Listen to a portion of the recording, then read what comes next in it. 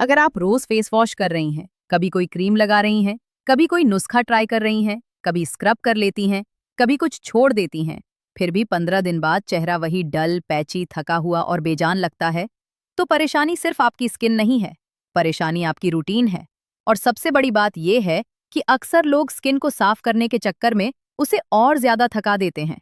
And मैं हूं doctor Ayesha Khan, और आज मैं आपको बताने वाली हूं कि आपकी स्किन केयर रूटीन गलत कहाँ हो रही है, ये परेशानी सादा अल्फाज में क्यों होती है, और फिर मैं आपको 6 ऐसे फितरती ऑप्शंस दूंगी जिनमें से जो 2 या 3 आपकी स्किन पर सूट करें वही आप कंटिन्यू कर सकती हैं। सबसे पहले एक बात समझ लीजिए, स्किन को सिर्फ गोरा दिखना या चमकना ही हेल्दी स्किन नहीं बनाता। हेल्दी स्किन वो होती है जो फ्रेश लगे, ज्यादा जल्दी रेड ना हो, ज्यादा रफ ना लगे, टच करने पर जिंदा सी महसूस हो और धीरे धीरे अपनी फितरती रोशनी वापस लाए। लेकिन गर्मियों में अक्सर क्या होता है, लोग दिन में बार बार फेस वॉश करते हैं, कभी हार्श सोप इस्तेमाल कर लेते हैं, कभी कोई भी स्क्रब, कभी एक ही दिन में 3 चीजें लगा लेते हैं, कभी हैवी क्रीम लगाकर समझते हैं कि अब ग्लो आ जाएगा। रिजल्ट उल्टा होता है, स्किन की ऊपर वाली लेयर डिस्टर्ब हो जाती है, जो फितरती हिफाजत होती है ना, वो कमजोर हो जाती है। फिर स्किन या तो ऑयली ज्यादा लगती है, या फिर अंदर से डिहाइड्रेटेड और ऊपर से चिपचिपी, या फिर डल और अनइवन। ये परेशानी एक सादा सी वजह से होती है। जब आप ज्यादा क्लेंजिंग करती हैं, ज्यादा घिसती हैं, या रोज नया एक्सपेरिमेंट करती हैं, तो स्किन कंफ्यूज हो जाती है।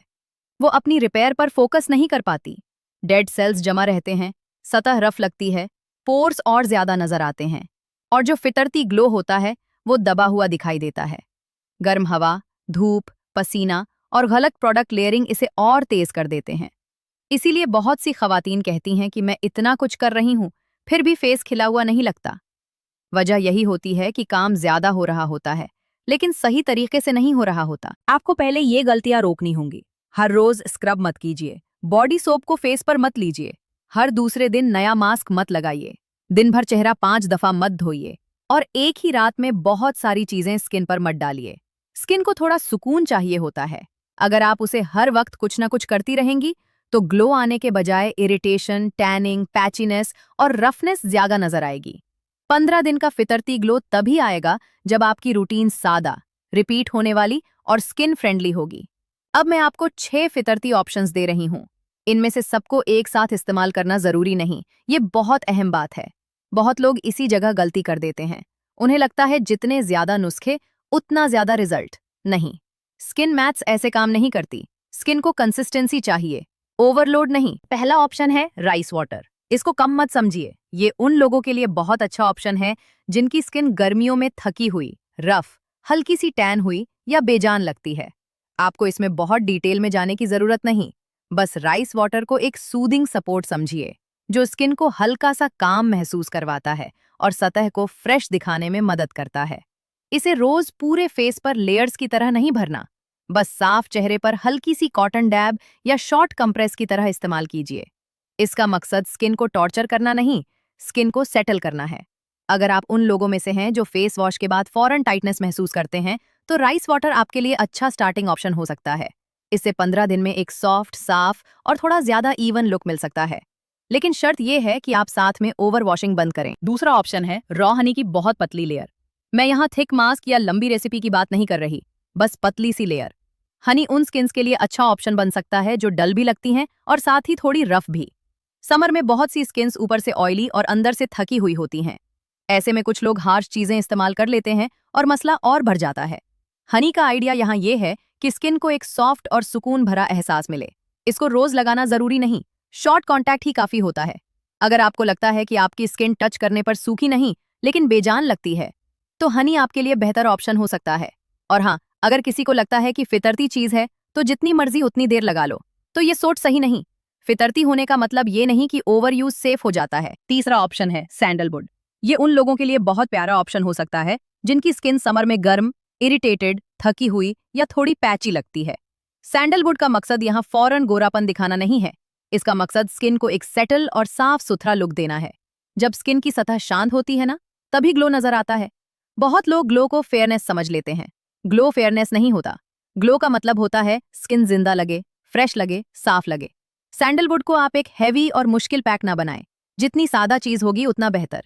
इसमें मिर्च मसाला भरने की जरूरत नहीं, अगर आपका फेस धूप और हीट के बाद भारी भारी और मुरझाया सा लगता है तो सैंडलवुड आपके लिए एक समझदारी भरा ऑप्शन बन सकता है। चौथा ऑप्शन है जोजोबा ऑयल। अब यहाँ बहुत सी बहनें फौरन कहती हैं, मेरी स्किन ऑयली है, मैं ऑयल कैसे लगाऊं? यही तो काम कंफ्यूजन है। हर ऑयल हैवी नहीं होता और हर ऑयली स्किन को ऑयल से नुकसान नहीं होता। गलती तब होती है जब लोग या तो बहुत हैवी ऑयल उठाकर पूरे फेस पर भर देते हैं या फिर गंदी स्किन पर कुछ भी लगा देते हैं। जोजोबा का इस्तेमाल बहुत कम मिकदार में होता है। इसका रोल समर में उन स्किन्स के लिए अच्छा हो सकता है जो ओवर क्लिंजिंग की वजह से इम्बैलेंस महसूस कर रही होती हैं। कभी कभी स्किन ज्यादा ऑयली इसलिए भी लगती है क्योंकि आपने उसके फितरती बैलेंस को डिस्टर्ब कर दिया होता है। जोजोबा को अगर समझकर इस्तेमाल किया जाए तो स्किन को एक नीट और हेल्दी लुक मिल सकता है। इसे मास्क की तरह नहीं, बस सपोर्ट की तरह समझना है। अगर आपकी स्किन सेंसिटिव है तो राइस वाटर और जोजोबा दोनों में से कोई एक सादा ऑप्शन चुनना स्मार्ट रहेगा। पांचवा ऑप्शन है ग्रेप सीड ऑयल। ये खास तौर पर उन लोगों को सूट कर सकता है जिनकी स्किन कॉम्बिनेशन या ऑयली साइड पर हो और वो हैवी एहसास बिल्कुल पसंद ना करती हो। इसका आइडिया ये नहीं कि ऑयल लगाओ और अगले दिन शीशा देखकर शॉक हो जाओ। नहीं, यहाँ असल काम होता है स्किन को एक स्मूथ और बैलेंस्ड फिनिश देना। बहुत दफा डलनेस की वजह सिर्फ ये होती है कि स्किन की सतह अनइवन लगती है, कहीं ड्राइनेस, कहीं चिपचिपापन, कहीं रफ पैच। ग्रेपसीड जैसी लाइट ऑप्शन इसीलिए काम आती है कि ये चेहरा भर नहीं देती।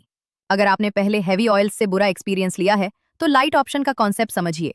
हर चीज को एक ही नजर से मत देखिए, लेकिन फिर वही बात, मिकदार कम, रूटीन सादा और एक वक्त पर एक ही अप्रोच। छठा ऑप्शन है बकुचियोल। ये उन लोगों के लिए बहुत अच्छा मॉडर्न और फितरती ऑप्शन है जो कहते हैं कि हमें कुछ ऐसा चाहिए जो प्रोफेशनल भी लगे और रफ भी ना हो। अगर आपको डलनेस, थका हुआ टेक्सचर, हल्का अनइवन लुक और एजिंग का स्टार्ट महसूस होता है तो बकुचियोल बहुत समझदारी वाली चॉइस हो सकती है। इसका फायदा ये है कि ये रूटीन को स्टाइलिश बनाने के बजाय स्मार्ट बनाता है। आपको 8 चीजें एक साथ नहीं चाहिए होती। कभी कभी एक सही ऑप्शन पूरी रूटीन को सुधार देता है। बकुचियोल उन लोगों के लिए भी अच्छा है जो बहुत हार्श चीजों से बचना चाहते हैं लेकिन फिर भी स्किन में फ्रेशनेस चाहते हैं। बस इसका भी ओवरयूज नहीं, हर चीज की एक लिमिट होती है। अब मैं आपको सादा तौर पर बताती हूँ कि रूटीन गलत कैसे होती है। गलत रूटीन वो होती है जहां सुबह कुछ और, दोपहर में कुछ और, शाम को कुछ और, रात को कुछ और। गलत रूटीन वो होती है जहां हर दोस्त का मशवरा भी फेस पर लगता है और हर रील का नुस्खा भी। गलत रूटीन वो होती है जहां आप स्किन को देखकर नहीं, बोरियत की वजह से प्रोडक्ट चेंज करती हैं। और गलत रूटीन वो होती है जहां फेस को साफ करने के नाम पर उसकी नर्म प्रोटेक्टिव लेयर ही छीन ली जाती है। अगर आप सच में 15 दिन का फितरती ग्लो चाहती हैं तो पहला काम नया नुस्खा ढूंढना नहीं, पुरानी गलती बंद करना है। मैं चाहती हूँ आप इस 15 दिन को चैलेंज की तरह नहीं, डिसिप्लिन की तरह देखें। पहले 3 दिन सिर्फ स्किन को आराम दीजिए, ज्यादा क्लेंजिंग बंद, हर रोज स्क्रब बंद, रैंडम लेयरिंग बंद।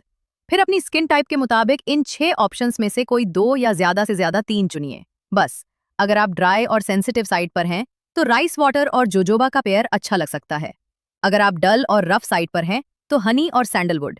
अगर आप ऑयली कॉम्बिनेशन और टेक्सचर से परेशान हैं तो ग्रेप सीड और राइस वाटर। अगर आपको एक रिफाइंड और मैच्योर ग्लो चाहिए तो बकुचियोल और एक सूदिंग ऑप्शन। इससे रूटीन सादा हो जाएगी और सादा रूटीन ही लंबी रेस में काम करती है। बहुत सी खवातीन ये भी कहती हैं कि हमें फौरन समझ नहीं आता कि कौन सी चीज सूट कर रही है। इसका जवाब भी सादा है। अगर चेहरा हल्का हल्का फ्रेश लगने लगे, टच करने पर रफनेस कम हो, वॉश के बाद ज्यादा टाइटनेस ना हो और ओवरऑल फेस कम थका हुआ लगे तो समझ लीजिए आप सही डायरेक्शन में हैं। अगर बहुत ज्यादा चिपचिपापन, जलन, रेड पैचेस या एक्स्ट्रा ब्रेकआउट शुरू हो जाएं तो या तो मिकदार गलत है या वो ऑप्शन आपके लिए नहीं है। फितरती रूटीन का सबसे बड़ा रूल ये है कि स्किन की बात सुननी होती है, जिद नहीं करनी होती। एक और आम बात, क्या सब फितरती चीजें हर किसी को सूट करती हैं? बिल्कुल नहीं। ये बहुत जरूरी लाइन है। नेचुरल का लेबल देखकर अंधा भरोसा मत कीजिए। हर स्किन का मिजाज अलग होता है, इसीलिए पैच टेस्ट की आदत बना लीजिए। ये बोरिंग लगता है लेकिन बहुत सी परेशानियों से बचा लेता है। और पैच टेस्ट का मतलब ये नहीं कि आप डर रही हैं, पैच टेस्ट का मतलब है आप स्मार्ट हैं। जो लोग स्मार्ट रूटीन फॉलो करते हैं उनकी स्किन धीरे धीरे ज्यादा स्टेबल और अच्छी लगती है। अब मैं आपको एक और सीक्रेट बताती हूँ। ग्लो का बहुत गहरा ताल्लुक स्किन के सुकून से होता है। जब स्किन को रोज रोज चैलेंज किया जाता है वो चमकती कम है, रिएक्ट ज्यादा करती है। इसीलिए कभी कभी महंगे प्रोडक्ट्स इस्तेमाल करने वाली स्किन भी डल लगती है और सादा रूटीन वाली स्किन ज्यादा फ्रेश। जो लोग हर 2 दिन बाद कुछ नया लगाते हैं उन्हें अक्सर लगता है कि उनकी स्किन पेचीदा है। असल में स्किन कम, रूटीन ज्यादा पेचीदा होती है और मैं चाहती हूं कि आप इस गलती से निकल आएं। आपके लिए बेस्ट अप्रोच ये है कि अपनी स्किन को 3 चीजों से बचाएं: ओवर क्लेंजिंग, ओवर स्क्रबिंग और ओवर लेयरिंग। फिर 6 ऑप्शंस में से चुनकर डिसिप्लिन से चलिए। समर में हैवी, ग्रीसी और दम घोटने वाला एहसास देने वाली चीजें हर किसी के लिए सही नहीं होती। इसीलिए मैंने आपको ऐसे ऑप्शंस दिए हैं जिनमें एक बैलेंस है। यहाँ कोई लंबी रेसिपी नहीं, कोई 10 इंग्रेडिएंट्स नहीं, कोई कंफ्यूजन नहीं।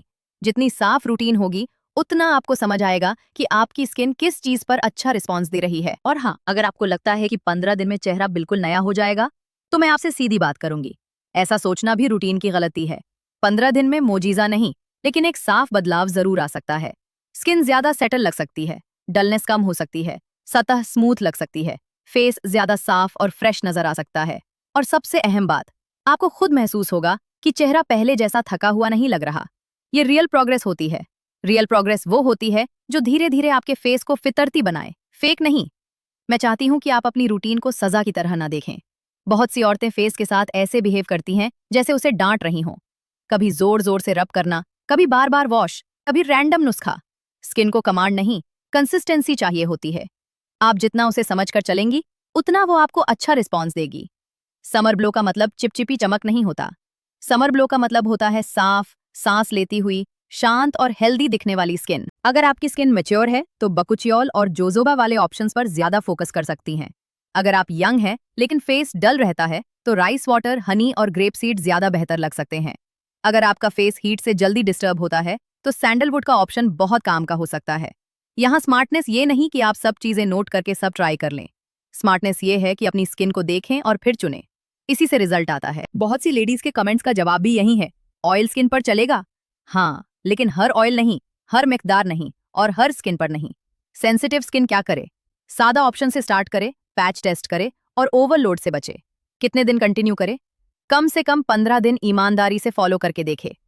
क्या सब 6 ट्राई करना जरूरी है? बिल्कुल नहीं। क्या फितरती चीज से फौरन ग्लो आता है? कभी कभी ताजगी पहले से महसूस होती है, लेकिन असल ग्लो कंसिस्टेंसी से आता है। क्या सिर्फ पैक लगाने से काम हो जाएगा? नहीं। अगर रूटीन की गलतियां वही रहीं तो कोई भी नुस्खा अकेला काफी नहीं। अब मैं आपको एक बहुत ही सीधी बात कहना चाहती हूँ। चेहरा अक्सर इसलिए मुरझा जाता है क्योंकि हम उसे उसकी जरूरत से ज्यादा हैंडल करते हैं। स्किन को हर रोज साबित करने की जरूरत नहीं होती, उसे सिर्फ सही सपोर्ट चाहिए होता है। इसलिए आज के बाद एक प्रॉमिस कीजिए, हर नया ट्रेंड फॉलो नहीं करना, हर मशहूर चीज फेस पर नहीं लगानी, हर दोस्त वाला मशवरा नहीं मानना और हर ग्लो को फेयरनेस के नाम से नहीं समझना। जब आपकी स्किन शांत, साफ और स्टेबल होगी तो उसका नूर खुद सामने आएगा। अगर आपका फेस इस वक्त डल है तो घबराएं नहीं। इसका मतलब ये नहीं कि आपकी स्किन खराब हो चुकी है। अक्सर सिर्फ रूटीन सीधी करने की देर होती है। आप ओवरडूइंग रोक दीजिए, हार्शनेस रोक दीजिए, फिर इन 6 ऑप्शंस में से समझकर अपने लिए बेहतर चुनिए। 15 दिन में आपको अपना चेहरा ज्यादा जिंदा, ज्यादा नर्म, ज्यादा साफ और ज्यादा रोशन महसूस हो सकता है। इसी को मैं फितरती ग्लो कहती हूँ। और सबसे आखिरी बात, बहुत ध्यान से सुनिए। हर इंसान का जिस्म अलग होता है, हर स्किन अलग होती है, हर रिएक्शन अलग होता है। इसलिए इन 6 ऑप्शंस को देखकर ये मत सोचिए कि सब आपके लिए हैं। मैं आपको 6 ऑप्शंस इसलिए देती हूँ ताकि आप उनमें से वो 2 या 3 चुन सकें जो आपकी स्किन पर ठीक से काम करें, जो आपको आसान लगें, जो आपको आसानी से मिल जाएं और जिनसे आपकी रूटीन और ज्यादा साफ और सादा बन जाए। जो 2 या 3 ऑप्शंस आपकी स्किन पर सच में सूट करें, सिर्फ वही कंटिन्यू कीजिए। ज्यादा चीजें नहीं, सही चीजें। तभी आपकी रूटीन भी सही होगी और आपकी स्किन भी धीरे धीरे 15 दिन में अपना फितरती ग्लो दिखाना शुरू करेगी।